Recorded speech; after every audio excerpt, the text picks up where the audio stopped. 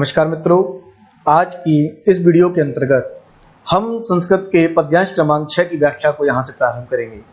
संस्कृत के पद्यांश क्रमांक 6 को हल करने का आज हम यहाँ प्रयास करेंगे।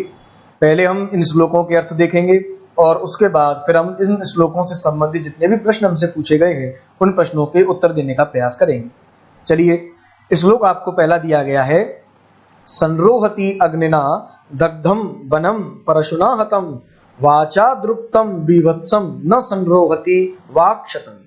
अर्थात संरोहति अग्निना दग्धम वनम परशुना हतम, इसका अर्थ क्या है पहले यहां से समझे। अग्निना दग्धम वनम परशुना हतम, यदि संरोहति माने होता है पुनः उसी स्थिति में आ जाना, ठीक है। अग्निना दग्धम वनम यानी यदि किसी वन को आग से जला दिया जाए, परशुना अतम कुल्हाड़ी से यदि उस वन को काट दिया जाए, तो संरोहति का अर्थ है कि पुनः उसी स्थिति में कुछ समय बाद वो फिर आ जाता है। यानी यदि किसी वन को आग से जला दिया जाए या उसको कुल्हाड़ी से काट दिया जाए तो कुछ समय बाद वो वन फिर से हरा भरा हो जाता है, कुछ समय बाद वो वन फिर से लग जाता है। वाचा द्रुप्तम बीभत्सम न संरोहति वाक्षतम, लेकिन वाणी के द्वारा यदि आपने किसी व्यक्ति को घाव दे दिया तो वाचा द्रुप्तम बीभत्सम, तो वाणी के द्वारा दिया गया घाव न संरोहति वाक्षतम, वह घाव जीवन भर नहीं भरता, वह घाव कभी नहीं भरता। यानी आपके शब्दों के द्वारा यदि किसी व्यक्ति को घाव लग गया तो वो घाव फिर आपका जीवन भर सही नहीं हो सकता। फिर से आप एक बार समझ लें, संरोहति अग्निना दग्धम वनम परशुना हतम, अर्थात किसी भी वन को यदि आग लगा दी जाए या उस वन को कुल्हाड़ी से काट दिया जाए तो संरोहति यानी कुछ समय बाद वो पुनः अपनी स्थिति में वापस आ जाएगा। लेकिन वाचा द्रुप्तम बीभत्सम न संरोहति वाक्षतम, इसका अर्थ हो जाएगा कि यदि वाणी के द्वारा आपने किसी व्यक्ति को घाव पहुंचा दिया तो फिर वो घाव आपका कभी सही नहीं होगा। वो घाव यानी आपके शब्दों के द्वारा दिया गया घाव कभी भी सही नहीं हो सकता, ठीक है। दूसरा आपको यहाँ पर श्लोक दिया गया है, अहो दुर्जन संसर्गात मानहानि पदे पदे। अहो दुर्जन संसर्गात मानहानि पदे पदे, अर्थात इसका अर्थ है कि दुर्जन लोगों के साथ रहने से, दुर्जनों की संगति करने से मानहानि पदे पदे, समय समय पर आपको मानहानि होती है। समय समय पर मान माने होता है आपकी इज्जत, आपकी मर्यादाओं की हानि होना प्रारंभ हो जाती है। अर्थात यदि आप दुर्जन लोगों के साथ रहते हैं तो दुर्जन लोगों के साथ रहने पर आपके मान की हानि समय समय पर होती है। अगला इसमें आगे अगली पंक्ति दी गई है, पावको लोह संगेन मुद गरेर बितांगते, जिस प्रकार लोहे के साथ रहने पर अग्नि को भी, मुद गरेर बितांगते का अर्थ है हथौड़ी से बार बार मार खानी पड़ती है। अर्थात लोहे के साथ रहने पर अग्नि को भी बार बार हथौड़ी से मार खानी पड़ती है। जब आपने देखा होगा जो लोहे के सामग्री बनाने वाले होते हैं वो लोहे को पहले गर्म करते हैं, उसके बाद जलती हुई आग पर ही उस लोहे में हथौड़ी मारी जाती है।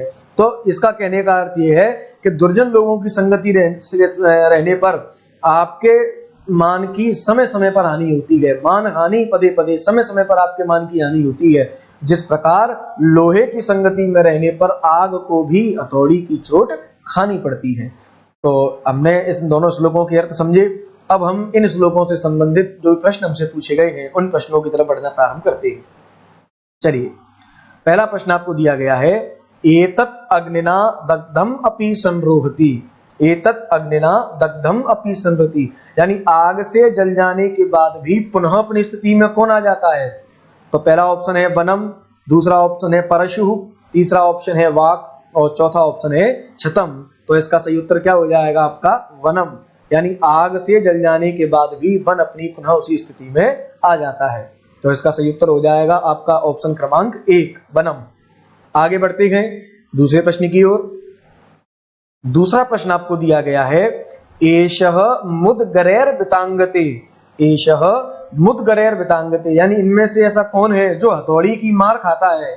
मुद्गरेर बितांगते, तो देखिए सज्जन, दूसरा है दुर्जन, तीसरा है पावक और चौथा है शिरह।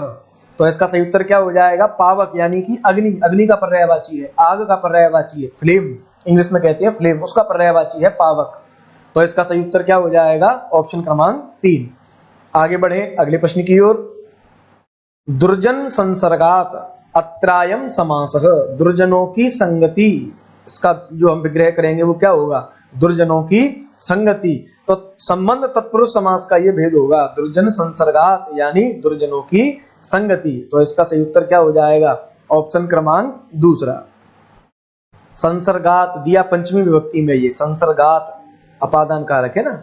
चलिए आगे देखें, तो इसका सही उत्तर क्या हो जाएगा आपका, तत्पुरुष समास, दुर्जनों की संगति। ठीक है, आगे देखें, चौथा प्रश्न आपको दिया गया है, दुर्जन संसर्गात एतत् भवति, दुर्जनों के साथ रहने पर क्या होता है, एतत् भवति यह होता है, क्या होता है, अवमानम, दूसरा है वंचना, तीसरा है मानहानि और चौथा है मोह। देखिए अवमानम माने भी होता है आपके मान का नीचे गिर जाना, इज्जत कम हो जाना, लेकिन हमें जो बात पद्यांश में कही गई होगी वही उत्तर जोगी क्यों लगाना पड़ेगा।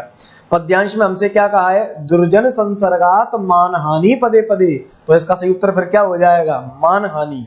सही उत्तर क्या होगा इसका, मानहानि। ठीक है, आगे बढ़ते हैं अगले प्रश्न की ओर।